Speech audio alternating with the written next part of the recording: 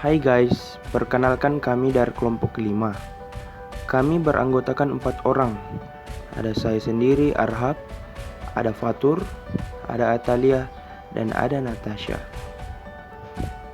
Nah, kami akan membawakan materi diskusi kelompok mengenai bank garansi yang merupakan tugas dari mata kuliah bank dan lembaga keuangan non-bank. Sebelum mulai, kami berterima kasih kepada dosen kami, yakni Bapak Dr. Anas Iswanto Anwar, SEMA, yang telah mengajar kami di mata kuliah ini. Pengertian bank garansi. Bank garansi merupakan jaminan pembayaran yang diberikan oleh bank kepada suatu pihak, baik perorangan, perusahaan, atau badan lembaga lainnya dalam bentuk surat jaminan. Pemberian jaminan dengan maksud bank meminjam. Pemberian jaminan dengan maksud bank menjamin akan memenuhi atau membayar kewajiban-kewajiban dari pihak yang dijaminkan kepada pihak yang menerima jaminan. Apabila yang dijamin di kemudian hari ternyata tidak memenuhi kewajiban kepada pihak lain sesuai dengan yang diperjanjikan atau cedera janji. Dasar hukum bank garansi. Dasar hukum bank garansi adalah perjanjian penanggungan yang diatur dalam KUH Perdata pasal 1820 sampai 1850. Untuk menjamin kelangsungan bank garansi, maka penanggung mempunyai hak istimewa yang diberikan undang-undang, yaitu untuk memilih salah satu menggunakan pasal 1831 KUH Perdata. Perbedaan kedua pasal tersebut menjelaskan bahwa jika bank menggunakan pasal 1831 KUH Perdata, apabila timbul cedera janji, si peminjam dapat meminta benda-benda si berhutang disita dan dijual terlebih dahulu. Sedangkan jika menggunakan pasal 1832 KUH Perdata, bank wajib membayar garansi bank yang bersangkutan segera setelah timbul cedera janji dan menerima tuntutan pemenuhan kewajiban atau klaim. Pasal 1 butir 1 Surat Keputusan Direksi Bank Indonesia UPPB tanggal 28 Maret 1979 tentang pemberian jaminan oleh bank dan pemberian jaminan oleh lembaga keuangan bukan bank menyebutkan jaminan adalah warkat yang diterbitkan oleh bank atau lembaga keuangan bukan bank yang mengakibatkan kewajiban membayar terhadap pihak yang menerima jaminan apabila jaminan pihak yang dijamin cedera janji. Pihak-pihak yang terlibat. Penerbitan bank garansi oleh bank melibatkan berbagai pihak yang berkepentingan. Adapun pihak-pihak yang terlibat dalam proses pemberian fasilitas bank garansi adalah sebagai berikut. Pertama, pihak penjamin atau bank. Bank merupakan pihak yang mengeluarkan bank garansi yang diinginkan oleh nasabah. Kedua, pihak terjamin merupakan pihak yang meminta jaminan kepada bank untuk membiayai suatu usaha atau proyek. Ketiga, pihak penerima jaminan atau borrower merupakan pihak yang memberikan pekerjaan kepada nasabah untuk mengerjakan suatu proyek. Proses bank garansi. Tahap-tahap atau proses penerbitan sampai dengan pencairan bank garansi adalah sebagai berikut. Pertama, pihak kontraktor PT Kia Meruih mengajukan bank garansi ke Bank Lipo dengan maksud pihak kontraktor hendak melaksanakan pekerjaan milik PT Telkom. Pekerjaan milik PT Telkom ini merupakan proyek pemasangan kabel sejauh 5 km. Nilai proyek adalah sebesar 10 miliar dengan jangka waktu 3 bulan.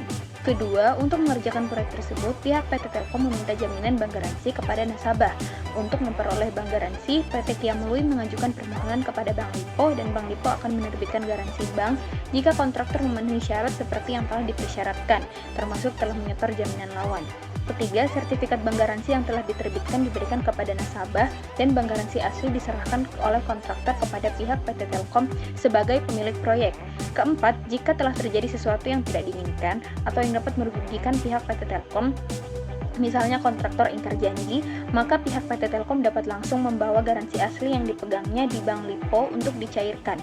Kelima, pihak Bank Lipo akan memberikan ganti rugi dengan cara mencairkan jaminan lawan yang diserahkan oleh kontraktor sebelumnya. Penggantian akan dilakukan melalui penelitian bahwa benar si nasabah telah ingkar janji. Keenam, jika dalam pelaksanaan proyek tidak terjadi masalah dalam pekerjaannya, maka pihak PT Telkom akan segera mengembalikan garansi asli ke kontraktor, sehingga kontraktor dapat mengembalikannya ke LIPO dan mencairkan jaminan lawan. Tujuan bank garansi.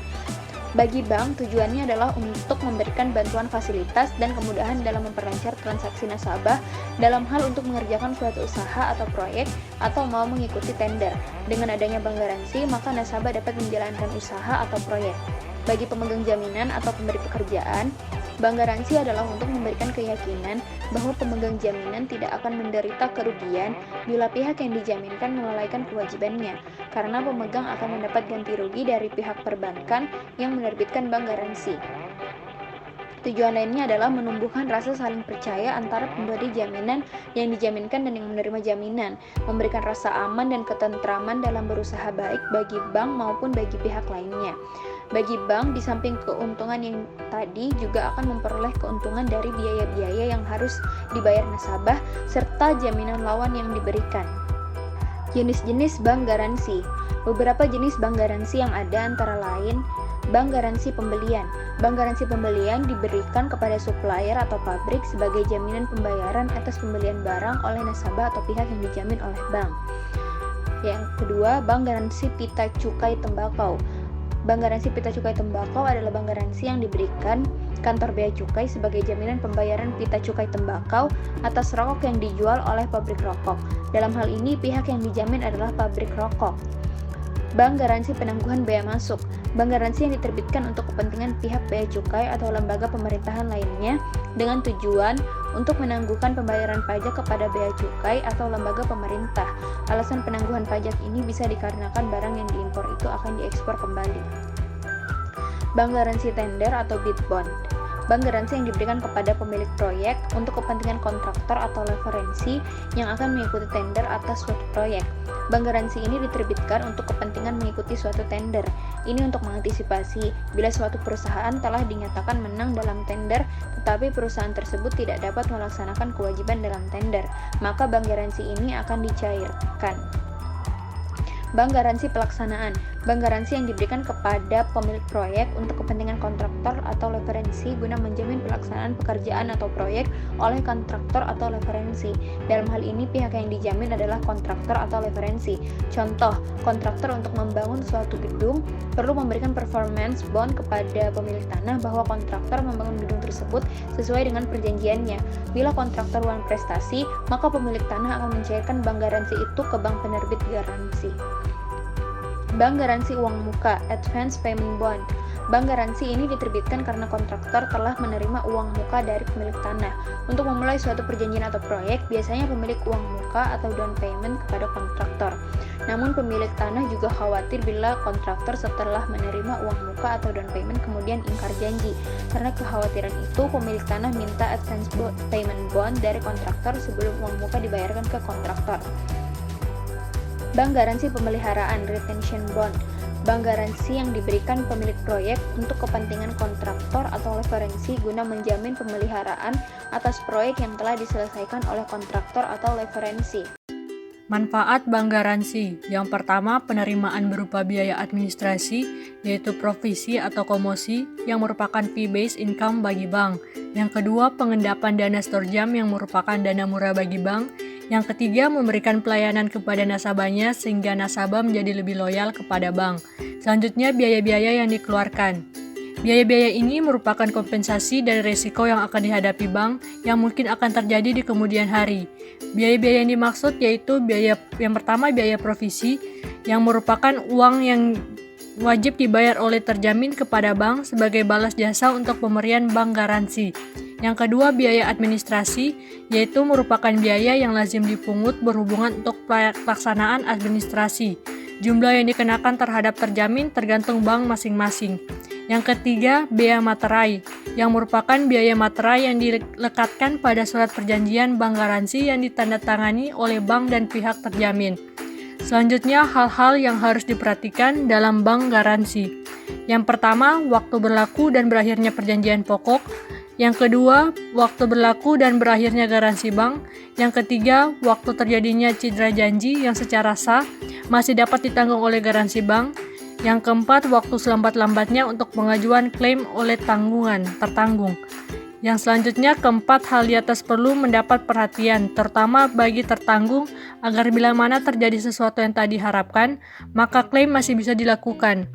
Bagi tertanggung juga harus memperhatikan apakah bank garansi tadi menggunakan pasal 1831 atau 1832. Karena jika menggunakan pasal 1831, bank tidak serta-merta membayar klaim tersebut.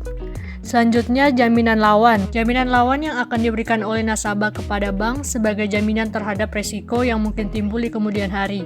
Dalam menentukan besarnya jaminan, pihak bank selalu berpedoman pada ketentuan bank sentral dan kelaziman yang berlaku di dunia perbankan.